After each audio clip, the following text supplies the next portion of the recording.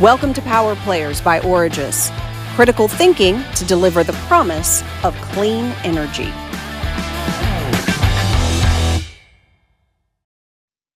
All right, today on Power Players, we have Henry Sienkiewicz, let me get this correct, Henry, and correct me if I'm wrong, but you were the former CIO of DISA, which is the Defense Information Systems Agency. And now you're an author, you're an instructor at Georgetown. You consult and you help people. You take that experience and you sort of brought it into the broader public sector. Welcome to Power Players, Henry, and give us a little bit more about what DISA is and your background is and why we're here to talk about cybersecurity today. Okay, Michael, thank you very much for having me here. You are a group that I have had some limited contact with over the course of my career. My career has been fairly expansive, and I'll chat about that in a second. But I really want to say thank you to you and the organization.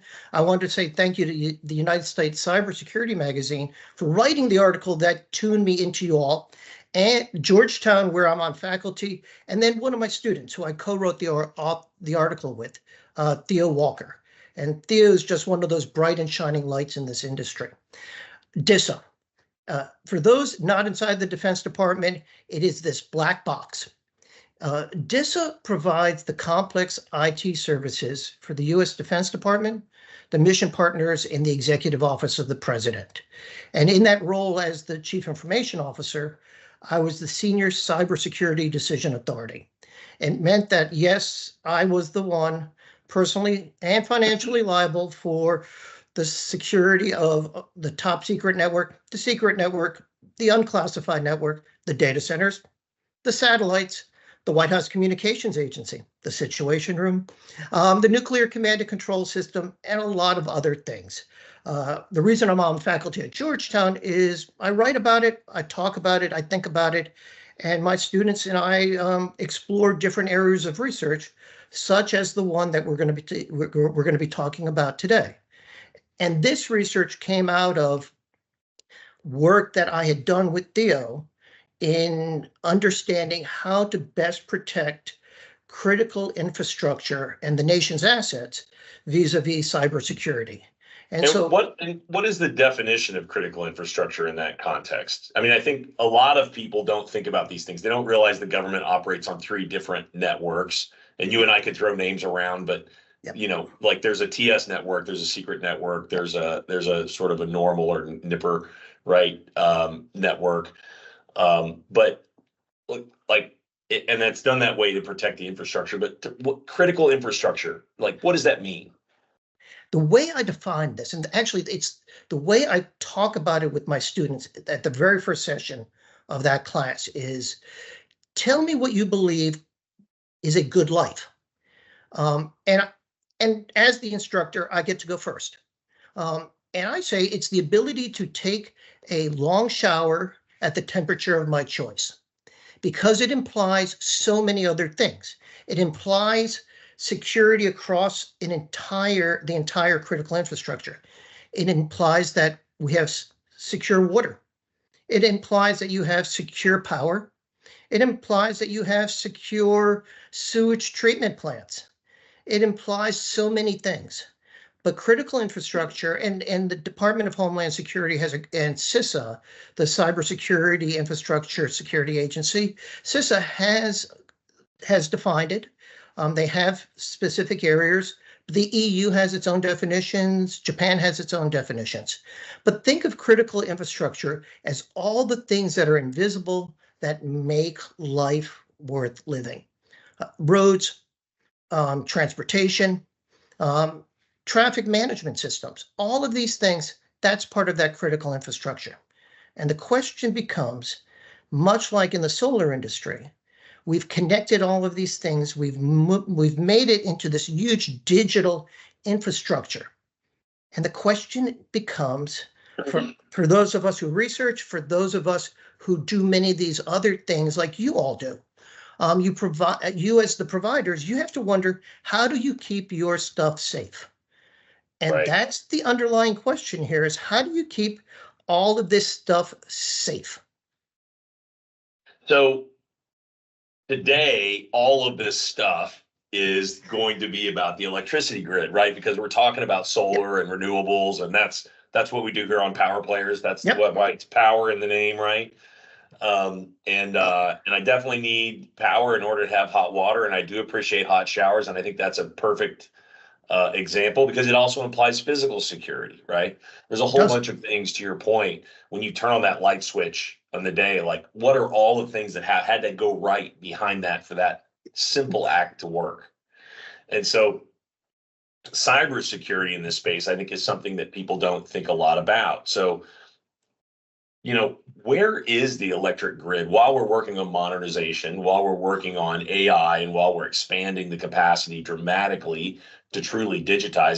Mhm. But there's a cybersecurity piece, which is your area of expertise and brilliance.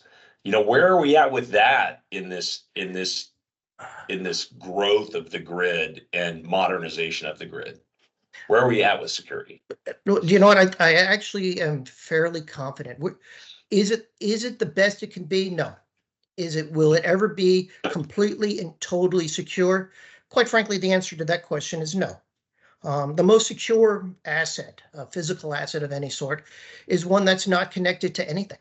The most secure computing device is one that is completely and totally separated from the network. It's been shot through so no one can use it. It is then put into a big slab of concrete and dropped into the Marianas Trench. It is completely and totally secure and completely and totally useless. The glory of all of these connected devices, be it a medical device, or in this case, the whole photovoltaic transportation electrical grid, the reason it works is because it's connected to other things. The telephone network clearly had almost no utility when it was one point-to-point person to another individual. It became useful when you were able to connect it all together. And the same thing with the electrical grid. I mean, we saw the whole evolution from the DC to the AC and all. I mean, you can see that great movie about it all. And you end up realizing that it works because we've connected all these bits and pieces together. So everything from the way we've connected the different regions, the way that we've put in standards, the way that we've been able to go there and implement those standards and make it dependable. It's just a glorious thing to watch. I mean, and I suspect you've been overseas as well as I've been overseas. Yeah. I was in the military for a number of years and I've lived overseas in some fairly raw conditions. Yeah. And power didn't work. No. Or when I just had a trip to Asia and I had to make sure I brought my adapters because we had different standards. And this interoperability is part of that cybersecurity resiliency, but it's also the fact that I can go there and essentially the UL, the Underwriters Lab security model I can go there and I have an electrical code. I can go and plug things in and know that they work. The question then is, how do I ensure it not just doesn't provide power, but it provides power without having other bad actors break into it? We've seen this. I mean, we look and we realize that we're expecting, 10 million acres of PV by 2050 here in the United States. But then we also see the physical damage that just happened in the Texas solar farms last month. Where we had a physical effect happening that took out power generation. Yeah. And so how do you make sure we've got all of this resiliency to include reliable cyber inside this infrastructure? And I mean, the focus of the article was actually behind the meter. It was that last little distance from the meter back into the home. And I don't know if you're like you, Michael. I'm still waiting to get my solar panels installed. And I've got some. I was supposed to have them earlier this year, and unfortunately, I am dealing with another issue at my home. So we are postponing, and they call me every month to remind me, hey, you need to install, please. But I mean, we see this other resiliency going by having solar panels connected. But the question then becomes for all of you as providers is how do you do the backhaul? How do you bring the power that's being generated and possibly bring it into the rest of the grid? I mean, we saw California just recently actually have a carbon net net negative actually, where there was more generated from renewables. And that is a good thing. I mean, you've got to have the base. You've got to have that base generation there because, and you can't, I mean, and people forget, you've got to have other non-renewable resources in there to have the base. And the question becomes, how do we make sure it is all working together? Because you look at the site, the state of the technology industry, and it is kind of a scary place. You look and you realize How so? well, you have sorry, I guess my challenge is look at your spam folder and you see how many people are just trying to spam you. If you're like me and a little bit of a tech nerd, you've got a monitor on your home Wi-Fi network, and I'm sorry, I live in Northern Virginia for the most part. And I'm getting bombarded every day by thousands of people trying to probe my own home network. Well, that doesn't make sense. How many times have you been having a malicious actor hitting your computer system and saying, "Oh, you've got a bug or a virus, or your antivirus stuff does things"? And why this is even scarier is that the IT side is the good side of it. If you look at the amount of antivirus software, encryption software, remote access software that goes inside of the solar energy side, the operational technology versus the informational technology side of this equation. And define those IT versus Oh, OT. okay. I think I understand that, but not everybody does. Oh, sorry. Okay. IT, information technology. Not to make it overly simple, the computer that you're using right now, the router you have in your office or at home, the printer you have in your office or at home. Think of it that way. OT, and the way I do this actually with my students in that very first lecture, is we do it. I scare the bejeebus out of them, and then I bring them out into the lobby of our building, and I have a little laser pointer, and I start pointing things out. Operational technology, the fire suppression system, operational technology, the access control at the door, the elevator, the CCTV, the parking access control. Oh, heck, OT's operational technology systems include things like the vending machines that may be taking your credit card and hopefully are not skimming your credit card information off. In the energy field, you clearly have operational technologies all over the place. Those smart, the smarts, we've got those SCADA devices, and those smart SCADA devices. Those devices are operational technology equipment. And so they are all around you. Once you start looking for them, you see them. They're just clearly evident.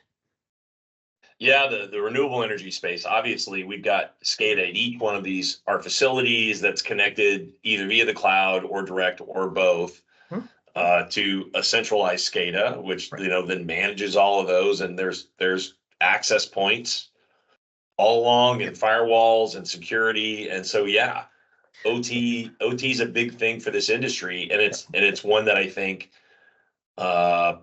many owners, IPPs and things don't know as much about, which is obviously the point of today, is to talk about like, how do we, secure that? So, thinking about best practices and sort of moving in that direction, and understanding that the renewable space it's still new to thinking about this challenge, right? We're big enough now that people are paying attention, which means we're getting hacked now.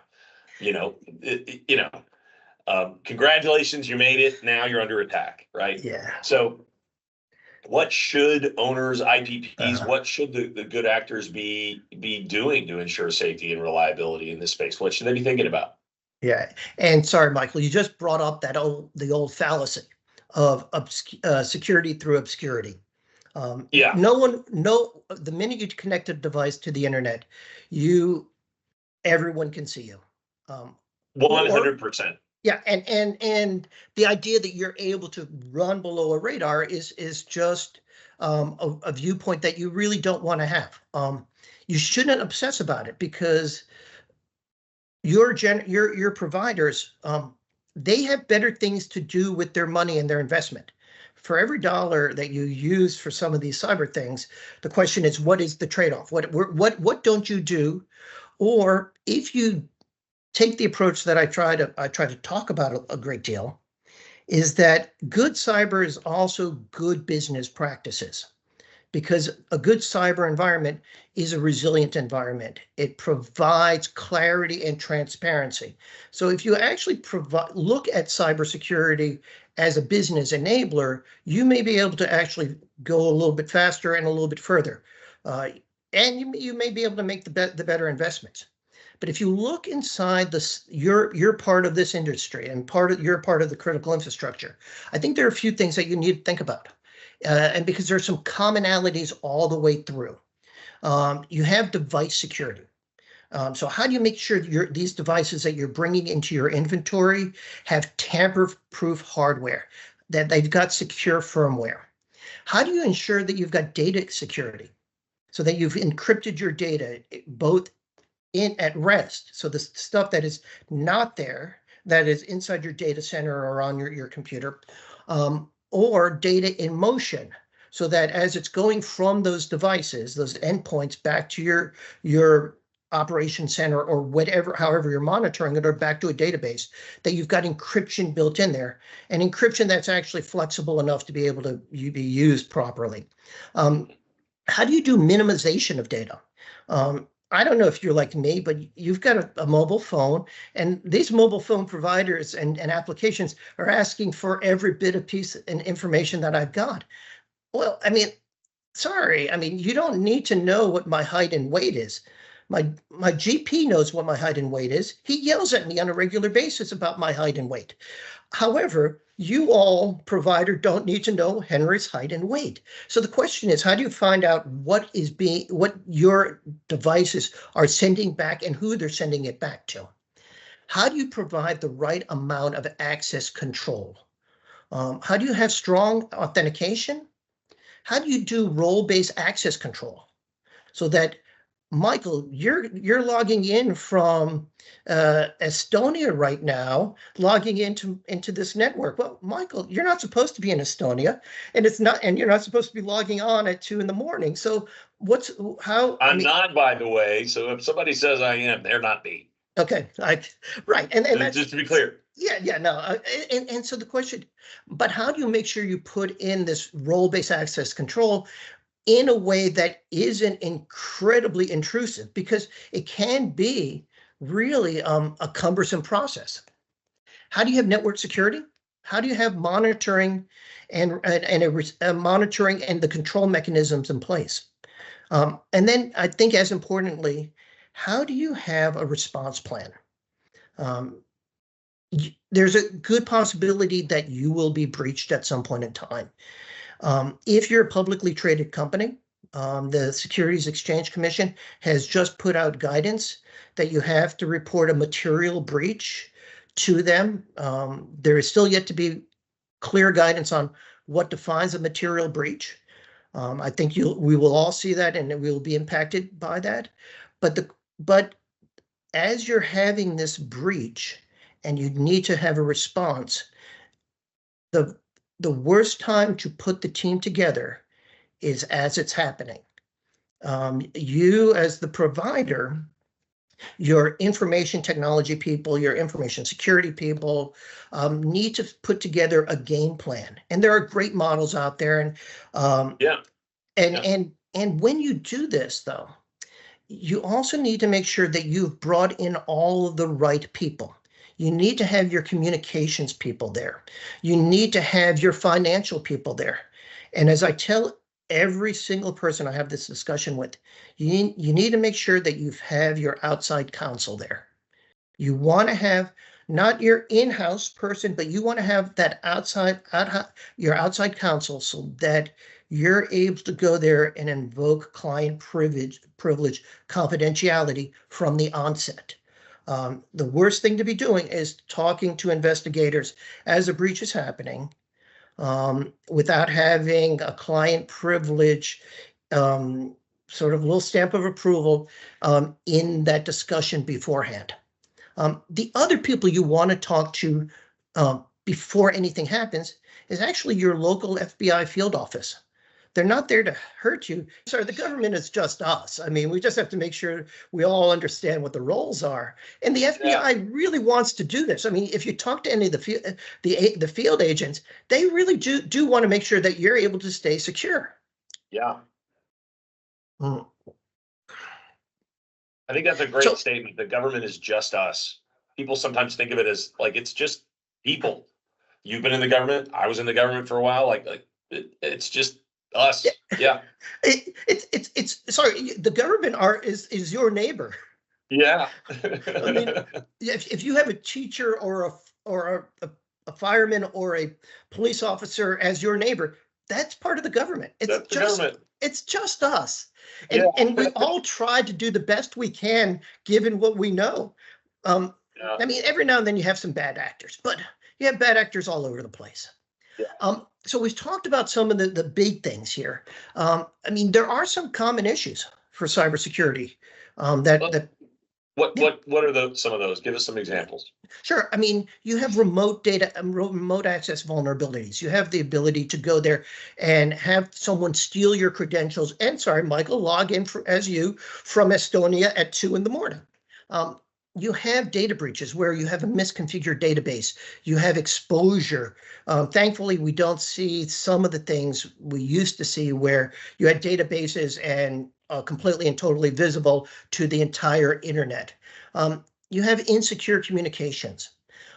You have, as you see when you're having people probing your network all the time, you have the possibility of having a distributed denial of service attacks, where where organizations will go there and essentially send little electronic message traffic to a specific thing in order to take it off the network, either to disrupt your operations, or at the very least to embarrass you. Or to charge you money to get it back. Or charge you. Well, that's the whole ransomware is another fascinating space in here, and I don't think we have. It is a criminal business. It is ransomware as a service now, and clearly, as a former U.S. Defense Department person, I have some pretty strong opinions. But when you have ransomware as a service, and the .ru domain, the Russia domain, is not allowed to be involved in that ransomware as a service, you have to wonder. You have to wonder about intellectual property theft. General Alexander, the former director of the National Security Agency, clearly stated that the IP theft from mainland China is the biggest theft in pretty much all of creation. We're just seeing vast amounts of IP being funneled out of this country. And not just this country, but the EU and some of our other friendly our other friendly actors. So we have those. We talked a little bit about secure communications and insecure communications, making sure that you've got the right protocols and the right encryption as you're sending traffic back and forth. The last one I really want to talk about is how do you also manage your supply chain? Because you have to understand that the supply chain itself is, again, comprised of a whole bunch of different organizations and different companies who have very different motivations. The most recent National Defense Authorization Act, the big piece of big piece of legislation that funds the U.S. Defense Department, includes a lot of some very specific language on looking at Chinese cranes in seaports, because Yes. of the possibility of of these cranes being able to misdirect or to disrupt operations at the nation's seaports. And as someone who lives outside of Washington, D.C., and does drive up and down the East Coast, yes, the fact that the Francis Scott Key Bridge is gone shows clear, and again, by a kinetic event, not a cyber event, that that bridge and that disruption in the ports, it's actually much easier than you would ever expect. I mean, I was an CIO in the airline industry for about 5 years on the pricing side. So, yes, when you talk about prices and bad prices, it used to be my fault. It is no longer my fault. I won't. Nobody call Henry when you're unhappy about your price of your Right. plane Please ticket. do not call me. Don't call Henry. I will give you the switchboard for that company's name. However, sorry, and they do a great job. I mean, that was a fabulous, fabulous place to work. But when you look at the airline industry or any of these other physical environments, you realize how vulnerable they are. And the solar energy, you all have stuff distributed in all sorts of places. You've got energy, you've got solar farms out there, you've got solar with farms underneath it, you've got solar on houses. Who knows? We may have solar on top of cars. But I mean, and you've seen prototypes of solar built into the roads. The question is, how do you make sure that this all works together and you've got the right suppliers in there so that you know that if something is starting to happen, you don't have to worry about your suppliers having a vulnerability in their environment as well. What's the right kind of supplier? What does that mean? Did I ask? Yeah, you've kind of stumped me on some of this, because if you had asked me a few years ago, I could have given you some pretty straightforward, clear Henry perspective. But recently, two things. About a year and a half ago, there was a company called SolarWinds, and SolarWinds had a major breach inside its actual operations. So in the past, I would here in Austin, and by the way, not a solar company at all, which was a surprise to my mom, but nonetheless, No, but the thing is, they have some great software, but that software requires pretty intrusive access into your environment, and they were compromised at the actual source code level. We just saw another breach inside the Microsoft environment for the federal government.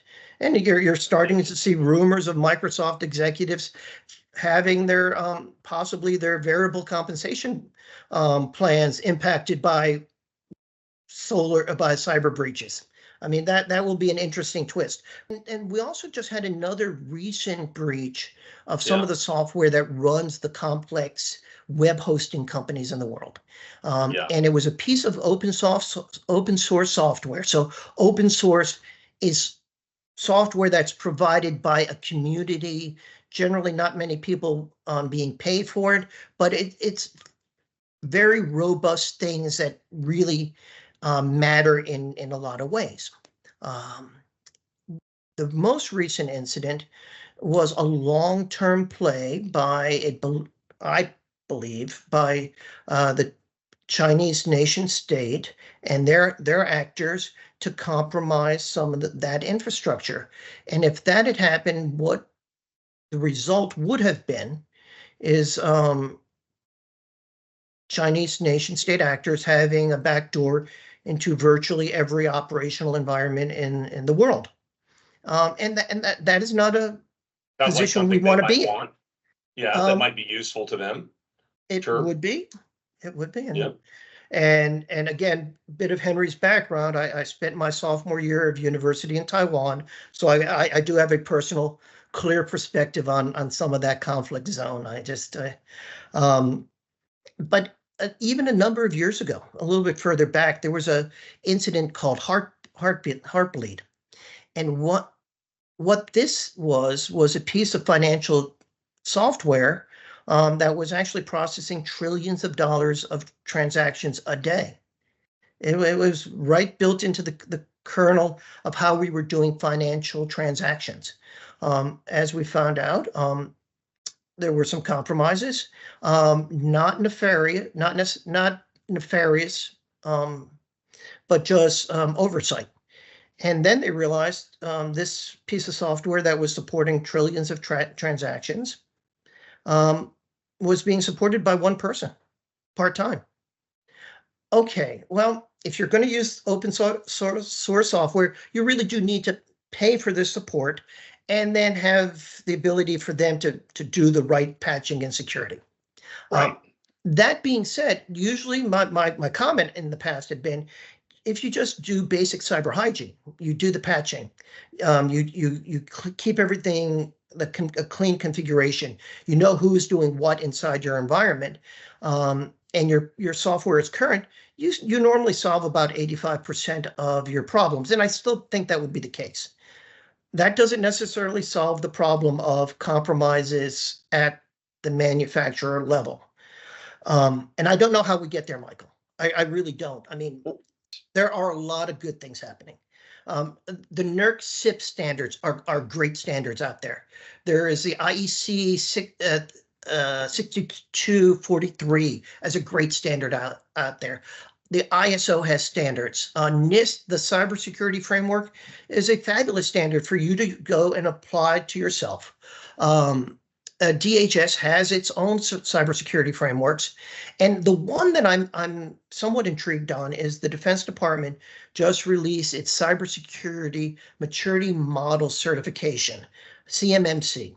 And it's a 5-level process, and it gives transparency. And not to do a plug for my writing, but I'm working on an article on that, and I'll see where it goes. Hopefully it'll get out this fall. United States Cybersecurity Magazine, it's a free resource. You don't have to pay anything. You just sign up, and you can find people you enjoy reading and stuff. So no, I think there are some great standards that are emerging. Some of us, I think I've started the notion of what is a standard of care for this industry. That lines up with what the Securities Exchange Commission is asking for, analogous to a legal standard of care, duty of practice, and a medical standard of care, duty of practice. And I think you're going to start seeing that cyber security standard of care, duty of practice. I've seen my writings, and then more recently, I've seen other people writing and using that same type of terminology on how do you just provide clarity and transparency. Now, Michael, the challenge, though, I have for your audience is at times when you go and you're looking and you're buying equipment, what are you requiring in those contracts? What are you requiring from your vendors to provide you for an attestation to say, yes, this is secure. Yes, I am responsible. And are you going, and as someone who's spent a lot of his career on the commercial side, am I looking and saying, I have to put in this widget, and I can spend $1 for this widget, or I can spend $1.25 for this widget with a lot of other security. Which widget am I going to buy, and why? You want the answer they should give, or the one that they probably do give? The answer they should give is the one with the security, but the answer they probably do give is the cheap one. Right. Because at times they don't recognize the value of the security, and the technology guys. Sorry, I mean the challenge us on the tech side have is we say all this cybersecurity stuff, and it goes wah wah wah wah wah, and it's like, okay, this is absolutely meaningless. And by the way, CEO, I gave you tech guys $1 million last year to do security. Okay, now you want another $1 million plus the $1 million I gave you last year for security. When does it end? And what value do I get? And part of the challenge is that the technology guys have to be able to explain this stuff in a way that makes sense. And I would, and for your providers on the C side, the example I use is from my airline days. When I first became a CIO in the airline industry, My very first board meeting, I had to report out on my capacity and how I was doing. And Yeah. my metrics were a little shaky. And it was almost an hour and a half grilling of how I was doing. 5 years later, uh, we go and we do the same report. And the chairman of my board said, "Okay, are we doing okay, Henry?" "Yep, we're doing okay." Check that box, move on, because we had taken enough time to put in the metrics, put in the planning, give them the confidence to say, yes, this matters, and this is what I'm doing, this is why it matters, and this is a good investment for the company. Because it all is, the dollars are not unlimited, and even in the federal government, the dollars are not unlimited. You've got to pick and choose what you can protect and how you protect it.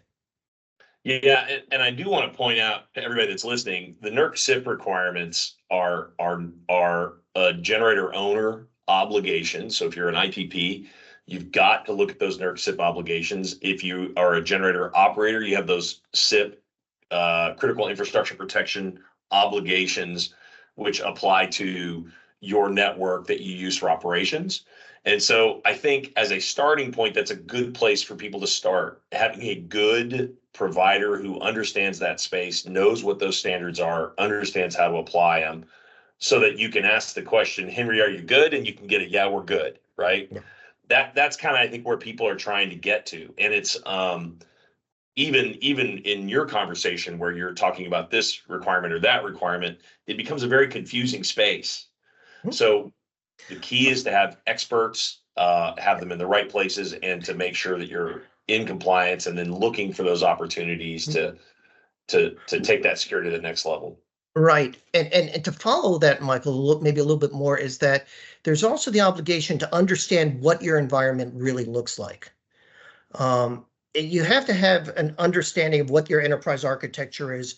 You have to have a bit of an understanding of how your data flow is. And again, if you want, I can send you a presentation I just did for a group of transportation lawyers. I love it. Where we talked about sort of an overview of the transportation industry. And there's some really good risk management frameworks out there that can easily be applied. And I'm going to give a shout out to the Department of Homeland Security. There is a tool called the Cybersecurity Evaluation Tool, CSET. And CSET is a cybersecurity evaluation tool. Yep, and yeah, it's pretty straightforward. I mean, sorry, us government people, most government people are not marketing people, but it's a great tool that actually provides clarity on how your environment can be operated. There's another article on the United States Cybersecurity Magazine's website that two other students and I did at 2018 or so. And we talk about the CSET model. We were very fortunate that one of the students worked for a power generation company, and with the company's permission, we actually ran the tool and did the analysis on a operational coal-fired plant. And when we talk about the tool itself, clearly we don't put the results of the evaluation out into the public, but it was a good way for them to communicate, this is our current stance. And the CSET tool gives the providers a lot of detail on how to look at the problem and then start prioritizing what to fix. Because if once you start the understanding and then you prioritize, you can do the remediation, and you may be able to capture problems before they happen, or prevent them from happening at all. I mean, that's a boring way to do it, but gosh, I like boring when it comes to minor things like critical infrastructure. Yeah, I don't want excitement in cybersecurity. I want boring. I want predictable, you know? But when I think about all this is fantastic, and it's about like kind of where we are today, but there's this go forward, right? We have AI coming out. We've got an explosion in IoT devices. Everybody's refrigerator is talking to the internet these days. It's crazy. And And that is happening everywhere across every industry, right? And so thinking about it from a future perspective, from an OT future perspective, how do we keep these things secure going forward? Because this is terrain that's constantly changing. Yeah.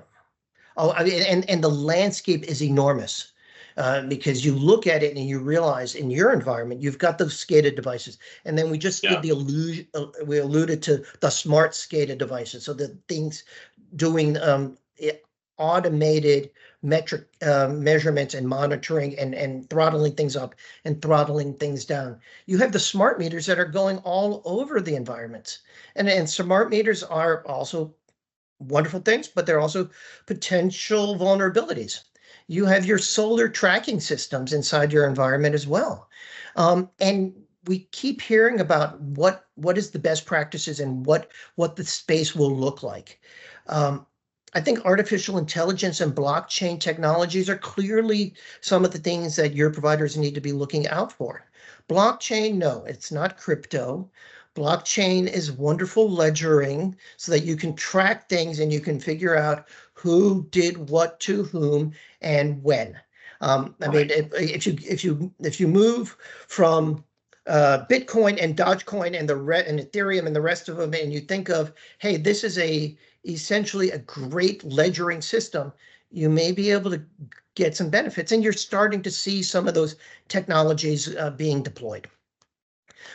Artificial intelligence, again, lots and lots of buzz, lots of things happening, smaller number of players. I mean, a scary notion on AI and sucking up all of our data and using it however we want. But for your providers, using artificial intelligence or permutation of the ability to look at and use algorithms to make better decisions on investments, better decisions on placement of assets, better decisions on where to have additional resiliency built in. These are wonderful things. The other one is this idea of a digital twin. How do you go and create and model your environment? It's the idea that you're able to model these things and use the technology and the algorithms to improve your business processes as well.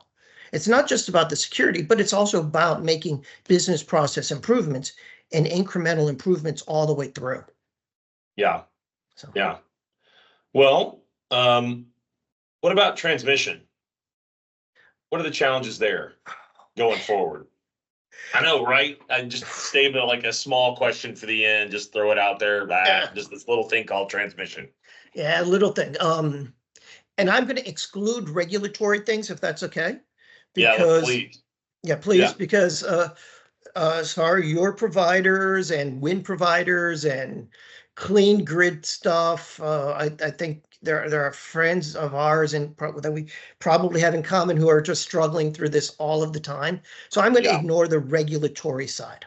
The transmission side. The question is, how do you find enough, and I keep using the term resiliency and building the right amount of resiliency, because I think your providers and just in general, when I look across the critical infrastructure, you realize that there are some clear choke points across the transmission grids. So the question is, how do you resolve those choke points? How do I make sure that I can cascade power across multiple environments? I mean, Texas has its own grid. We've got East-West, but inside East-West, we've got all sorts of breakdowns. And so how do you use this technology, the AI stuff in particular, to better optimize climate? The climate resiliency issues are happening. A long-term heat event is very different than a short-term heat event, and heat domes matter as we're trying to do transmission because, sorry, your transformers need to be heat resistant as well as cold resistant, and these extremes really matter inside the environment. Now, that being said, I think we also have the ability to look and say, is technology going to be able to provide better microgrids so that you're able to have smaller little confined pieces of technologies. Right up this, about an hour up the road from me is a little community in Florida that has its own little microgrid. And while there were power outages all around us, all around them, they were able to stay up and running and have the AC on. I remember that was a story during that last big hurricane, right? Yeah. Yeah, they did. They were quite resilient. Let's leave everybody with some resources here. Sure. Like, where can people go to get more information so that they can move forward in a measured, thoughtful, and deliberate fashion? Okay. I think there's some great resources out there. The NERC SIP standards, look at them. They apply to you. They matter a great deal. Yeah. Department of Energy putting out some great research. Look at their website. Department of Homeland Security, the CSET tool, and some of the other stunts, the other research and tools that are and guidance that Jen Easterly's team is putting out from CISA. Great stuff. NIST, the cybersecurity framework, again, great stuff. I'm still trying to understand how the DoD standards for CMMC will apply into the non-DoD entities. I think that is a wait and see. I'm cautiously optimistic. Additionally, talk to your FBI field agents wherever you may be. They really are here to help you. Awesome. Any final thoughts for folks? No, Great for Henry. I think your community is well positioned to do some incredible things. The providers really do care. They understand the problems. They want to have the information and knowledge, and hopefully, Michael, you and I have been able to convey some of this. It's not all doom and gloom. There's a lot of good things going on, and I think that the industry, as long as they're looking out for it, they'll be able to succeed in a marvelous fashion. Henry, thank you so much for your time and your experience and your knowledge. I think this is going to be immensely valuable for a lot of people. And given the growth of solar and how it's becoming a bigger and bigger part of our infrastructure, you provided a real service today, not just to the industry, but to the country as a whole. And I thank you for that. Thank you. Absolutely. You are, I will welcome to the power industry. You're a power player now, and we'll be going forward and look forward to talking to you more in the near future. So, Henry, thank you for your time, and hopefully we'll talk again very, very soon. It would be my absolute pleasure. Find more information on this topic and more insights on clean energy at origisenergy.com.